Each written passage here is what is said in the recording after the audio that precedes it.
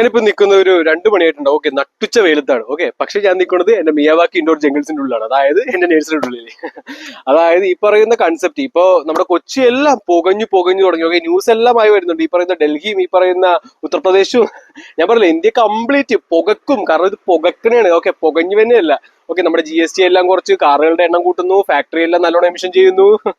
അങ്ങനെ ഇത് മാനിപ്പുലേറ്റ് ചെയ്തുകൊണ്ടിരിക്കുന്ന ഒരു കാര്യമാണ്. ഓക്കെ, പക്ഷെ ഇത് ആർക്കും തിരിച്ചറിയാൻ പറ്റില്ല. കാരണം നമ്മുടെ മന്ത്രി അല്ലേ, നമ്മുടെ പ്രധാന കുട്ടന്റെ ഇപ്പൊ പുട്ടിന്റെ ഒപ്പം നടക്കണേ. ഓക്കെ, പുട്ടിന്റെ ഒപ്പം കുറെ മിസൈൽ മേടിക്കണം, അത് മേടിക്കണം എന്ന് പറഞ്ഞാൽ നടക്കണേ. ഓക്കെ, ഡൽഹിയിലും എല്ലാവരും ശ്വാസം മുട്ടി മരിക്കണം, കുഞ്ഞുങ്ങളെല്ലാം മരിച്ചു വീഴുന്നു. അതൊന്നും കുഴപ്പമില്ല, മിസൈൽ മേടിക്കണം. ഓക്കെ, യുദ്ധത്തിനുള്ള.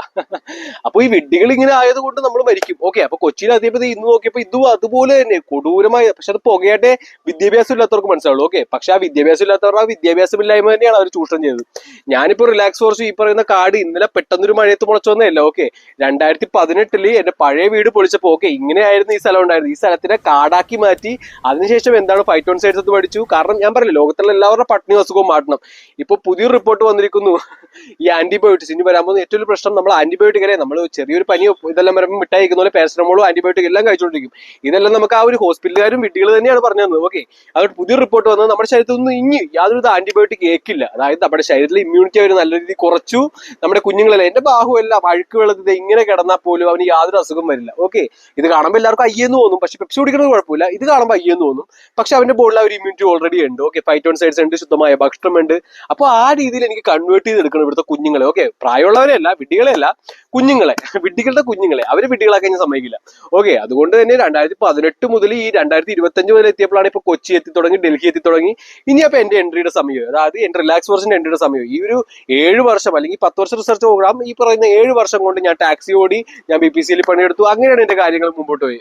എന്റെ റിലാക്സ് ഫോർസ് എന്നുള്ള മോൻ ഒരുപോലും എനിക്ക് ഉണ്ടാക്കി തന്നില്ല, എന്നാൽ ലക്ഷങ്ങൾ ഞാൻ ചെലവായിക്കൊണ്ടിരിപ്പുണ്ട്. ഓക്കെ, ഈ പറയുന്ന AI വീഡിയോസ് ആണെങ്കിലും, ഈ പറയുന്ന രജിസ്ട്രേഷൻ ആണെങ്കിലും, ഈ പറയുന്ന ചെടികൾക്കാണെങ്കിലും എല്ലാത്തിനും നല്ല കോസ്റ്റ് ഉണ്ട്. പക്ഷെ നമുക്ക് കിട്ടുന്നത് ആരുടെ സപ്പോർട്ടില്ല കാര്യമില്ല. കാരണം ഞാൻ പറഞ്ഞില്ല, എനിക്ക് ആരുടെ സപ്പോർട്ടിന്റെ ആവശ്യമില്ല. ഇതെല്ലാം ഒറ്റയ്ക്ക് ചെയ്യാൻ പറ്റുന്നുള്ള കോൺഫിഡൻസ് എനിക്കുണ്ട്. അതോടൊപ്പം തന്നെ പദ്ധതികളും എനിക്കുണ്ട്.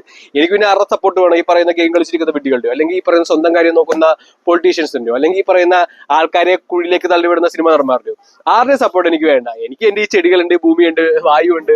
കാരണം എന്റെ വിജയം എന്നുള്ളത് സമസ്ത പ്രപഞ്ചത്തിന്റെ വിജയമാണ്. അല്ലെങ്കിൽ എല്ലാവരും ശ്വാസം മുട്ടി മരിക്കും, ഉറപ്പാണ്. കണ്ടില്ലേ, 2025 ഈ സ്ഥിതിയാണെങ്കിൽ മുമ്പോട്ട് പോകും തോറും. കാരണം ഇവിടെ മരം വെട്ടിക്കൊണ്ടിരിക്കണേ. ഓക്കെ, കാണക്ക് വേണ്ടിയല്ല അപ്പന്മാർ മരം വെട്ടിക്കൊണ്ടിരിക്കണേ. ഓക്കെ, അപ്പൊ ഇതെല്ലാം അവരെ കൊണ്ട് ചെയ്യിപ്പിക്കുന്നതാണ്. അത് ഏറ്റവും എക്സാമ്പിൾ അവർ വായിക്കുന്നത് ഒരു പേപ്പറിലായിരിക്കും. ഈ പേപ്പറിൽ എഴുതി കൊടുക്കുന്നത് പോലും അവരായിരിക്കും.